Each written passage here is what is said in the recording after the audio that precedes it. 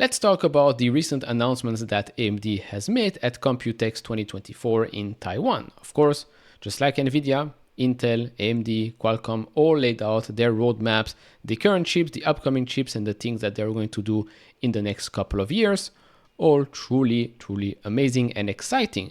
But for AMD specifically, I do want to touch on a couple of things that were mentioned because I do think that that might actually change the, let's say, sentiment around AMD right now.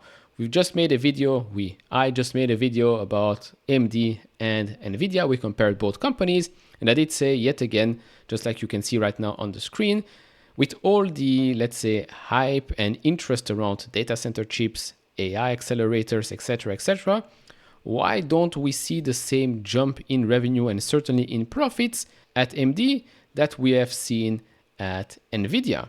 Where is that jump? Why have we been seeing a hit in profitability for AMD? Why have we not seen a huge jump in revenue and now in profitability as well? Remember, Nvidia in the last 12 months has generated more free cash flow than AMD has generated revenue. But after the recent presentation, I think things might be extremely interesting, especially starting in the second half of this year. I'm also going to show you a couple of comparisons with regards to market share, AMD to Intel. So if you're interested in all of that, sit back and relax, hit all the buttons, the subscribe button, the like button, do all of that. You probably already know what you have to do. And if you want to support me even further, do check out the link down in the description and in the pinned comment with the top 10 best stocks to buy now, or go to fool.com/couchinvestor. Thank you very much. Now, I'm sure you've probably seen this already countless times, right? Forward PE, V to EBITDA, price to sales, price to free cash flow, price earnings to growth. It's true that AMD, technically speaking, is not cheap, right? 39.7 times forward PE, 48.4 times EV to EBITDA in the next 12 months, price to sales in the next 12 months, 9.5 times, price to free cash flow, 220.6 times. Although they become more and more profitable, expect that number to come down quite significantly.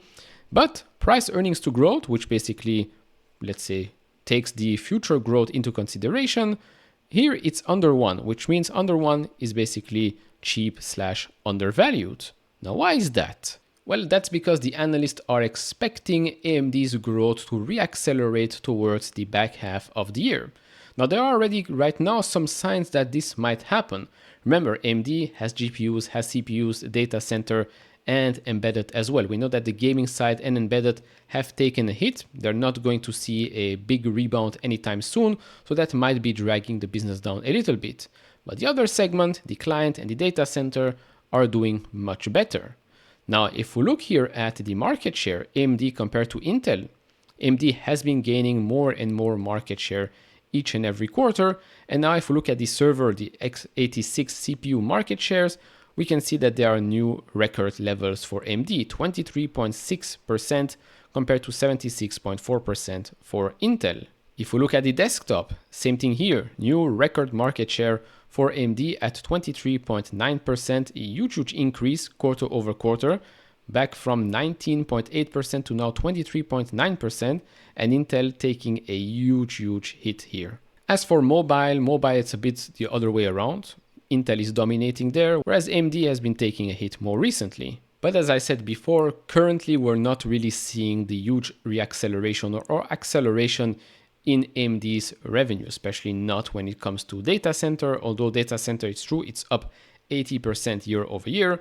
Operating income up 266% year over year. But if you look at the quarter over quarter, it's up 2% quarter over quarter net revenue, and operating income is actually down 19%. You do want to see a quarter where we've seen results just like Nvidia, where quarter over quarter it suddenly jumps over 60, 70, 80%.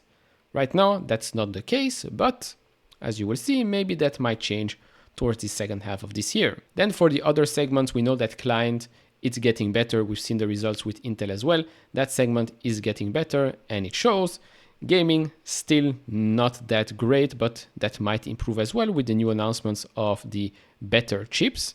And embedded, expect that to still be a drag on the overall business. And so right now, this is basically what you get when it comes to profitability side of the business. It did improve year over year. Quarter over quarter, not that much, but we know that Q4 is basically the strongest quarter. But if we look at guidance, Revenue is expected to be $5.7 billion in Q2. That means that it will be up just 6.7% year over year and 4.5% quarter over quarter. But if you look at what the analysts are expecting for Q3 and Q4, well, then you can start to see that they are expecting more and more growth on a year over year basis, but also on a quarter over quarter basis. Basically, in Q3, they expect revenue to increase around 15% year over year and quarter over quarter. If you look at Q4, that's expected to increase 23.7% year over year and another 15% quarter over quarter. Margins should get better as well. Right now for Q2, they expect margins to be around 53% by the end of this year, and these expectations are closer to 54-55%. And of course, remember they told us in the latest earnings call, based on our expanding customer engagements, we now expect data center GPU revenue to exceed $4 billion in 2024, up from the $3.5 billion we guided in January.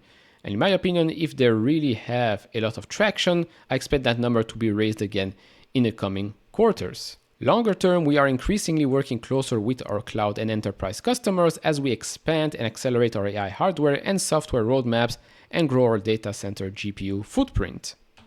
Which now leads me to the Computex announcements. This is basically all the major things that they announced. Ryzen 9000 series leadership gaming PCs available already in July. What's also available in July is the 3rd gen AMD Ryzen AI leadership in AI PCs.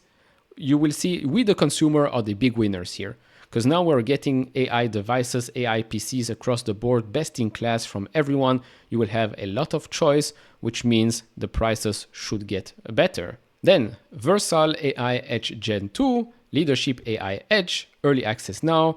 Then we go into the more pricier things. So AMD Epic 5th gen best data center AI CPU available in the second half of 2024. And what's available in Q4 2024? Well, that's AMD Instinct MI325X Leadership AI Accelerator. And here they gave us a bit more information with regards to the Ryzen 9 series. You can pause the screen and compare all of those. But what's more important is this. Powering the world's data centers. Right now, their share in the data centers is at 33%, and they say it is growing. Of course, this might mean that they're taking share from NVIDIA, but I think they're definitely taking share from Intel. They also talked about the software side of things. So in this case, AMD ROCm, basically AMD's open source platform for developing software for high performance computing on AMD GPUs. The NVIDIA equivalent is of course CUDA. That's NVIDIA's closed source platform for general purpose GPU computing on NVIDIA's GPUs. And we know that one of the reasons why NVIDIA has such high margin is one, of course, they can price their product as high as possible because the demand is so big, but also because of the software. Then, just like NVIDIA, they're also going to release new chips on an annual cadence. As for the comparison, MI325X compared to the H200, so they say that the memory is 2x that of the H200, memory bandwidth 1.3x, peak compute performance 1.3x. Of course, we know that NVIDIA has announced newer chips as well, but this is already quite an improvement, and I'm pretty sure that they're going to be competitive with regards to pricing. The only problem here, I would say, is that it will be only available in Q4 of 2024. Then they went on to compare their own chips, so the major leaps here in performance, CDNA 2 to CDNA 3, 8x inference performance. Then going from CDNA 3 to CDNA 4, 35 times inference performance increase. That's just mind-blowing. With regards to AMD Instinct, they here compare it to NVIDIA's B200, memory capacity 1.5x greater, AI compute teraflops 1.2x greater. So definitely the competition is heating up. And last thing here, they basically show you everything that they offer. AMD Epic CPUs plus AMD Instinct GPUs plus UA-Link and Ultra Ethernet networking. So basically that's their own high-speed interconnect specifically designed for connecting AMD Instinct accelerators in a computer system. It allows for low latency communication between GPUs for workloads that benefit from such communications. Now, It's not an apples to apples comparison to NVIDIA's InfiniBand, which is a high-speed interconnect technology designed for data centers. It offers much lower latency and higher bandwidth compared to standard Ethernet. But again, it's another revenue source for NVIDIA. I believe they said it's a great business that is growing quite fast. I can't remember the number exactly. Maybe I'll find it and pop it up on the screen. But AMD is definitely not messing about. And so right now, for long-term shareholders, maybe you would like to look at the graph and see, maybe I can add more shares closer to the 200-day moving average, which sits at around $147 or so. Not that lower than the price we're at today, but it's always, let's say, nicer to get more shares for a cheaper price. Right now, this week, it's true that the candle is a big red one. It's under the 50 and the 20-day moving average. But overall, I think it has been a pretty positive week for AMD with all the new announcements. Now it's all about execution. Now it's all about showing that demand is there and showing that in the next coming quarters. So that's about it for this video. Of course, do share your thoughts down in the comment section below. If you enjoyed this type of videos, leave it a thumbs up, subscribe if you have not, and I'll see you all in the next one. Bye-bye.